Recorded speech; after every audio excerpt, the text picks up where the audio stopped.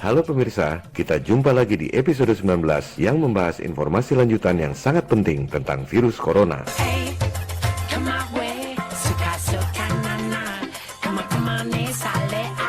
Episode 18 lalu, belum genap 7 hari tayang, memperoleh 1,5 juta viewers lebih, 96,2% likes. Tampaknya terlalu menyolok. Elit global mulai gerah dibongkar perilakunya. Maka, episode 18 di-ban oleh YouTube yang dimiliki oleh elit global. Hey, I'm not surprised, motherfuckers.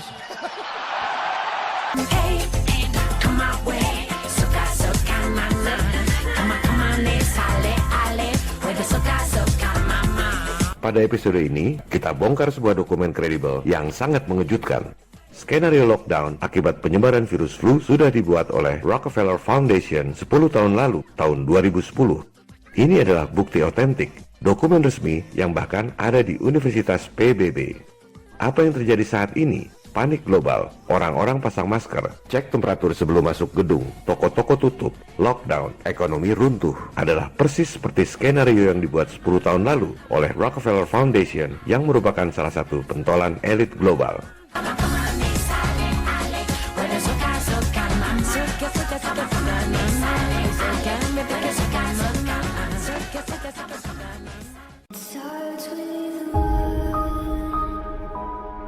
Dokumen Rockefeller Foundation tentang skenario wabah dan lockdown ini bisa Anda download di situs akademisi academia.edu.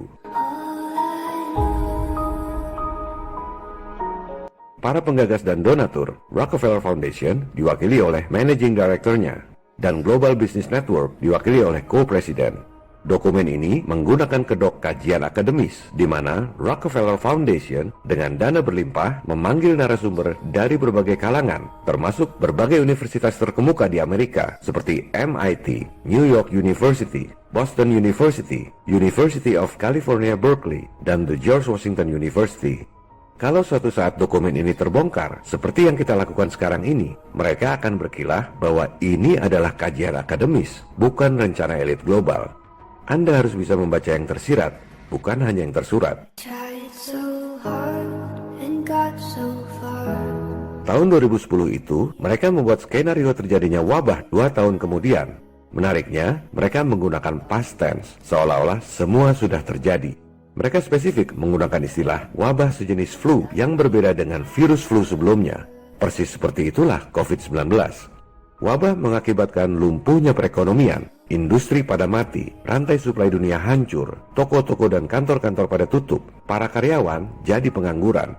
Hebatnya, mereka sudah menskenariokan bahwa Cina adalah negara pertama yang melakukan lockdown akibat virus, persis seperti yang terjadi di Wuhan 10 tahun kemudian.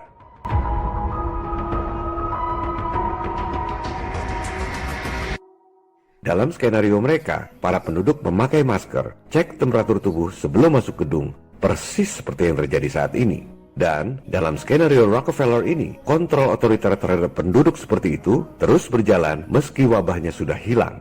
Silakan Anda baca sendiri tulisannya. Inilah tujuan lockdown yang sesungguhnya. Jangan pikir cuma sebentar. Tujuannya supaya rakyat jadi seperti tawanan di penjara.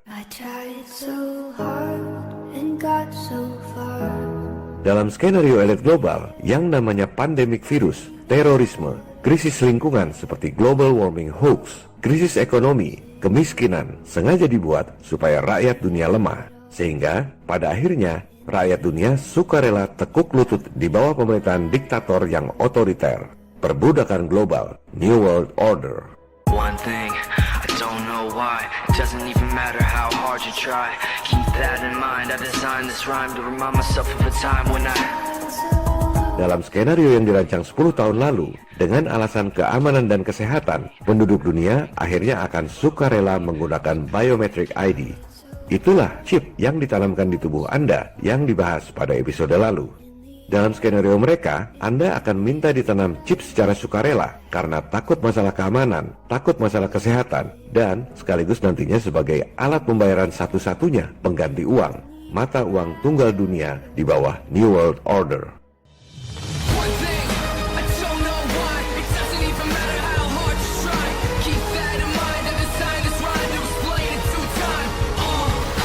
Silakan Anda screenshot dan jadikan meme skenario Rockefeller Foundation 10 tahun lalu ini. Poin nomor 1 sampai 5 adalah persis seperti yang terjadi saat ini. Sedangkan poin 6, 7, dan 8 saat ini belum terjadi. Adalah kewajiban kita, people power, untuk melawan agar hal itu tidak terjadi.